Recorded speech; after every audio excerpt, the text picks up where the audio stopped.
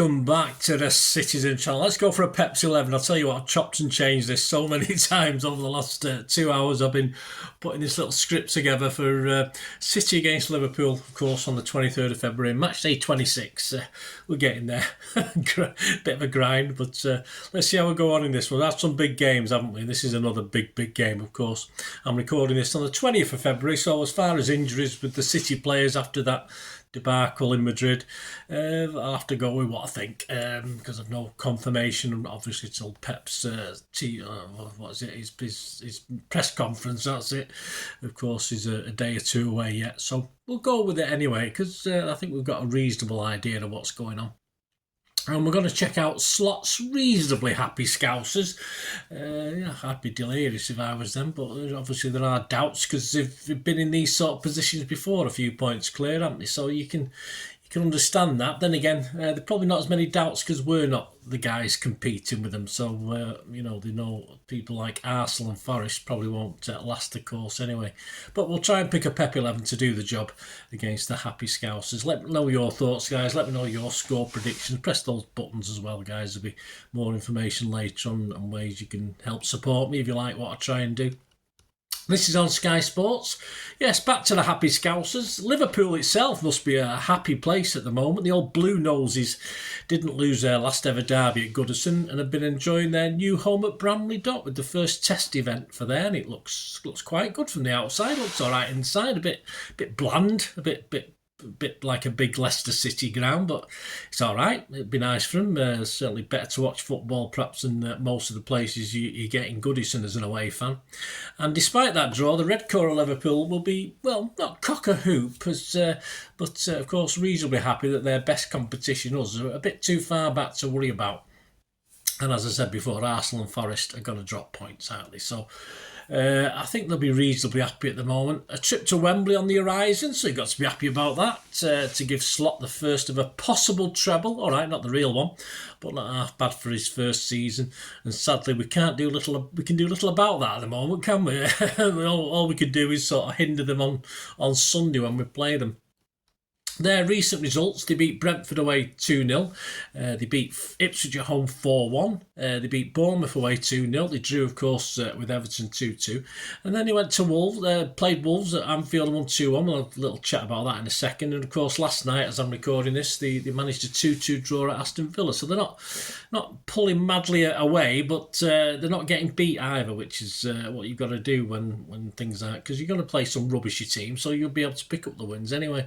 Against Wolves, yeah, they were so comfortable going 2-0 up, but with nothing to lose, Wolves sort of flew back at them. And literally Liverpool were hanging on for that 2-1 win by the end. Wolves actually had 51% of the possession in the game.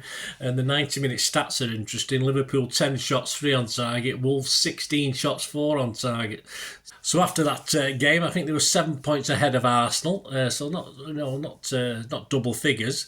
But there was certain doubts, of course, and certain worries after that. And then, of course, they went to Villa on Wednesday night. A much better display. They had more of the play. They sort of dominated most of the key stats. They didn't dominate possession, but that's not particularly Liverpool's game now. And they ended up with a point. So they now lead 8 points over Arsenal instead of what could have been 10. So, yes, not devastating, or certainly not a devastating loss like we conceded in Madrid. So at least we can try and stall their title ambitions, but it's going to be a big job. Although, in fairness, who wants Arsenal to win it? I certainly don't. I think most City fans would probably prefer Liverpool to win it. And as I said, Forest, well, I can't see that happening. Who knows? But you never know. I'll take a draw though for Saturday, guys, if you offered it now. So that's going to bring us on to Pepsi 11. What we're going to do after that night at the Bernabeu, of course. We've got to do a job. Pep's got to lift the players up back to square one a little bit, isn't it? After that 4-0 win over Newcastle, confidence possibly shot. Pep tried some new things that didn't probably work. Will he try new things again against Liverpool, or will he go a bit more normal in his formation? It all depends on people that like Haaland, who of course missed that game, so it forced him to make certain changes. And of course, defensively, we're being forced into making changes as as well. The team and squad against Madrid: Ederson, Kusanov, Stones, Diaz, Gvardiol, Nico, Gundo, Bernardo, Foden, Xavi and Marmoush. On the bench: Ortega, Carson, Aki, Kovacic, Haaland, Grealish, Doku, De Bruyne, Nunes, Lewis and McAtee. So a fairly strong bench, although he didn't make much use of it, did he? No guarantee, of course, that Haaland will be fully fit. Let's be optimistic. He was on the bench. Was it purely ceremonial? He did no warm-ups during the game, I believe. I think he might have been doing the warm-up before the game, but hope lives eternal that another 2 or 3 days rest will sort his knee problems out. I think it's a knee problem, isn't it? Aki wasn't 100%, I think, last night, and he would have started. But, of course, he may as well have done, because he came on very, very early for Stonesy and played almost a full game. And for me, he just looked to be holding back a little, so hopefully he's not took too much out of him. And again, he'll be okay in another 3 days as well. Stones, you can honestly say we've not heard anything, but is he possibly finished for the season? We can't rely on him. He's played 3 or 4 games on the trot now, and it's just too much for him. Just one too much last night, and he's breaking down all the time. It's just sad to see. Will we see KDB? Surely yes. I mean, of course, that was possibly, if you look and think about it, his last chance of playing in the Champions League for us last night against Real Madrid. He didn't get a turnout, of course. Pep didn't bring him on, which says a lot as well. So, yeah, surely we're going to see KDB against Liverpool. Gundo and Bernardo, under Pep's current style and tactics, offer little of anything, in fairness. Bernardo and Gundo are always going to be better if City are firing. If we're not firing, they're becoming a bit of a luxury, and it's just not working. Foden seems to need another regroup after having a purple patch. He's struggling a little bit, but they all struggled last night. Xavi and Marmoush didn't work as a double spearhead. That was a new invention of Pep's, didn't quite work. If Haaland doesn't make it, I don't particularly want to see that again. Got to get someone on the wing. I mean, I don't mind Marmoush down the middle, but you got to get someone down the wing. I don't agree with this playing inside right, inside left, which is what they tended to do. Aki and Haaland, as stated, the doubts. These are guys off the bench. Grealish, Cover, KDB, Xavi, all possibilities. Xavi resting for Doku. Sorry, to bring Doku on for Xavi, because Xavi's played 2 or 3 games now, so it's sort of time Pep swaps them around. I think he does that sometimes. And of course, with Xavi not having the greatest last night, of course Pep might just use that as an excuse to give him a rest for this one. Or is it time for a Nunes midfield pivot with Nico? There you go. The 2 ends, I doubt it, but you never know, do you? So there's a few question marks, guys. This is really difficult. It's getting really hard to think what's going on injury-wise, player-wise, mentality-wise, etc. But this is called the Pepsi 11, so I will do a Pepsi 11, and this is what I'm thinking about. So if you agree with me, let me know, or if you make any adjustments, or you want to say, Bernard, what the hell are you doing? Just in the comment. Be nice, guys. It's only, I say, I'm putting my head above the parapet. That's what I do. So. Let's see. Let's go with this one. As I say, I have no 100% faith in this. I'll be happy with 7 or 8 out of 11 with this one. Ederson. There we go. So I'm not sticking Ortega back in. A back 4 of, here we go. I said that I've swapped and changed these over the last couple of hours. A back 4 of Lewis, Kusanov as a centre-back alongside Diaz. I'm assuming Aki won't be fit enough, or he might have just took too much out of him last night. Gvardiol. So there you go. Lewis, Kusanov, Diaz, Gvardiol. In the middle, yes, obviously we've got to have Nico, but of course, why not a Nico Kovacic double pivot? Use Kovacic alongside Nico. KDB's got to play in this one, and why not? As I say, I'd rather have Xavi, but I think Doku will get a chance in this one. And I've been confident I've gone Marmoush and Haaland, because the chances of beating Liverpool without Haaland, I think, are pretty slim, to say the least. The chances of beating them anyway, I'll give you my prediction in a minute, are slim to none for me. But yeah, I'll have to go with that. So the 11, Ederson, Lewis, Kusanov, Diaz, Gvardiol, Kovacic, Nico, KDB, Doku, Marmoush and Haaland. So 5 changes to the Real Madrid game. I could be way out. I'm getting the changes right. I'm just not getting the right personnel. Like for Real Madrid, I predicted 2 changes, but they weren't the 2 that I predicted. But there you go. I could be way out. Injury news, good and bad. I'm not sort of buzzing. I'm not sort of buzzing for these 11s either. They're not filling me with confidence, which is as it is, I suppose. Prediction: Andy Morrison. He likes to be positive. He was obviously very positive for Real Madrid away, but that didn't work out, did it? And in a way, he is again for this, though he's not predicting a City win. He said this about the game. He said, at this stage of the season, it could be more about upsetting their title charge. It is, which is not something we are familiar with. We're not. They have been very good this season, but we're still the Premier League champions. Well, we are. And we will be up for this, will we?